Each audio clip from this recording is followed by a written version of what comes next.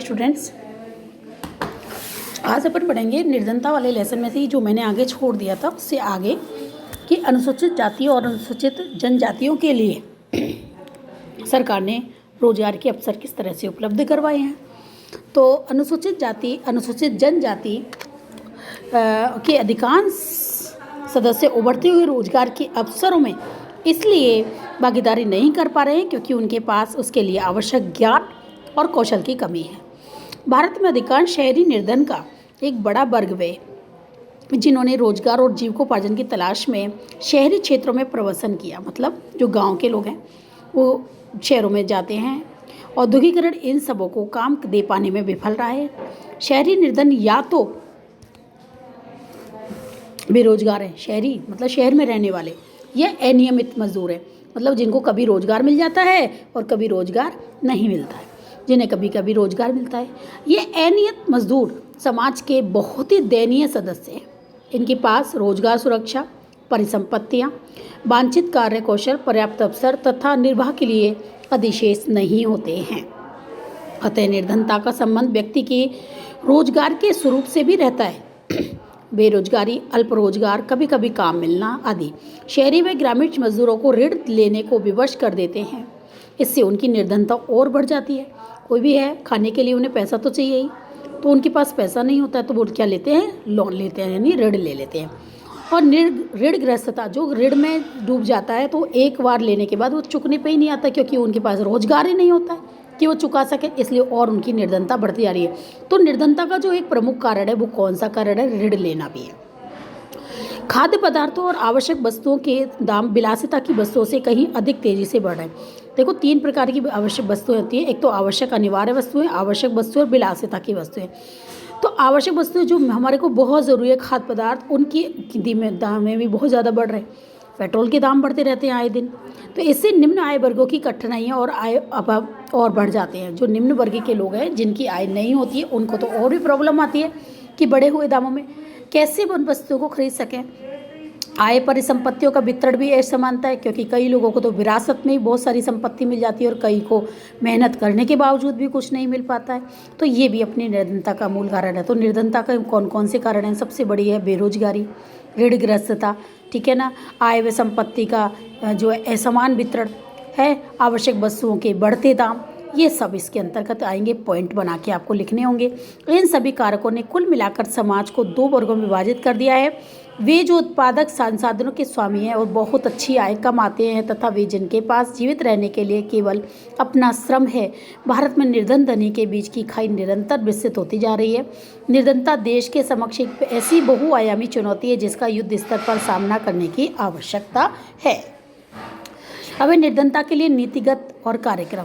भारतीय संविधान और पंचवर्षीय योजनाओं सामाजिक न्याय को सरकार की विकास रणनीतियों का प्राथमिक उद्देश्य माना। प्रथम पंचवर्षीय योजना कब बनी थी? 1951 से 56 के बीच में। वर्तमान परिस्थितियों में आर्थिक और सामाजिक परिवर्तन की अंतःप्रेरणा का उदय तो निर्धनता और आय, संपत्ति तथा अवसरों की असमानता से होता है। दूसरी योजना 1956 से 61 में कोई भी पंचवर्षीय योजनाएं बनती है वो 5 वर्ष के लिए बनती है। उसमें क्या बताया गया था? आर्थिक विकास के अधिकाधिक लाभ समाज की अपेक्षाकृत कम भाग्यशाली वर्गों तक पहुंचानी चाहिए। प्राय सभी नीति विषयक दस्तावेजों में निर्धनता निवारण और इस दिशा में सरकार द्वारा अपनाई जाने वाली रणनीतियों की चर्चा की गई है। अभी सरकार ने निर्धनता निवारण के लिए कौन कौन सी त्रिआयामी बनाई हुई हैं? 3 कौन कौन सी बनाए हैं? तो पहला है समृद्धि आधारित, 3 है जिसमें सबसे पहला पॉइंट है समृद्धि, कि विकास किस तरह से करना है, बढ़ाना कैसे है।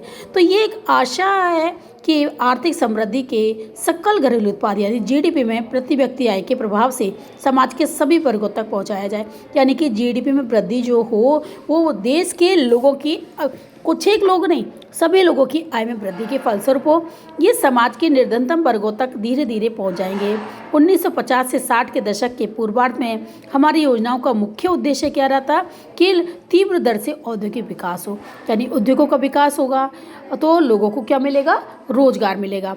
हरित क्रांति में वृद्धि होगी तो लोगों को कृषि कार्यों में वृद्धि होगी, कृषि का आय बल बदल जाएगी। इससे भी समाज के पिछड़े लोग क्या होंगे? लाभान्वित होंगे। और इससे अपने क्या होंगे? लाभान्वित होंगे।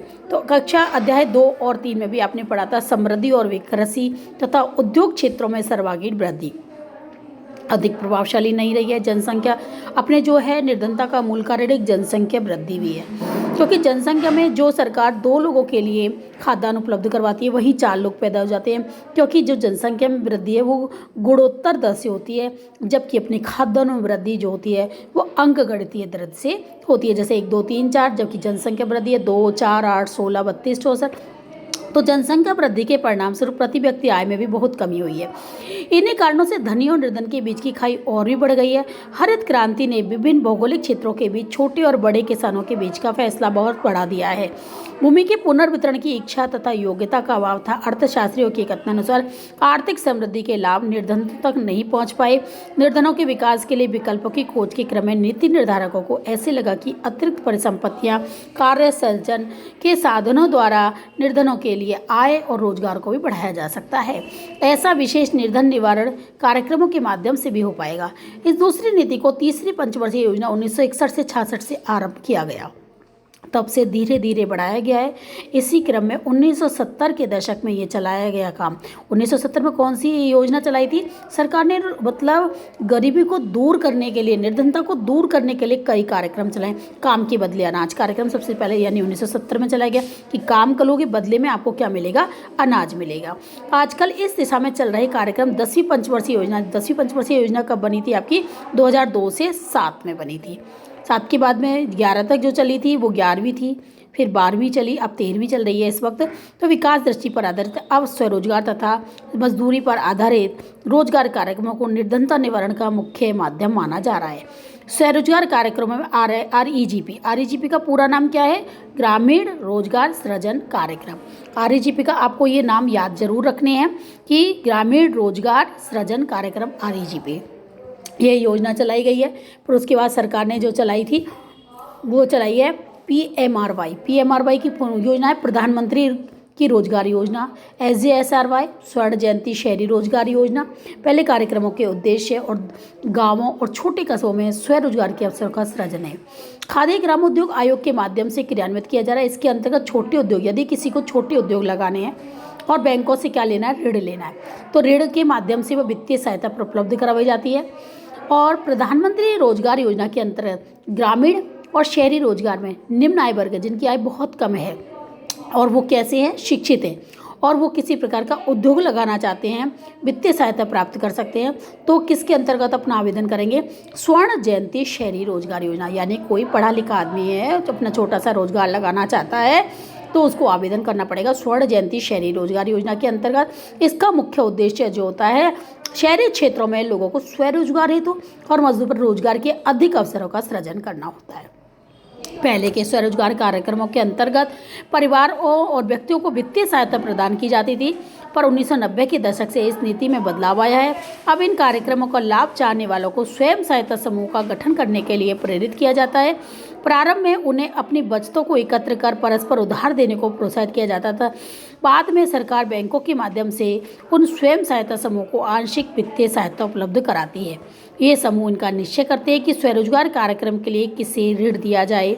स्वर्ण जयंती ग्राम स्वरोजगार योजना ऐसा ही एक कार्यक्रम है।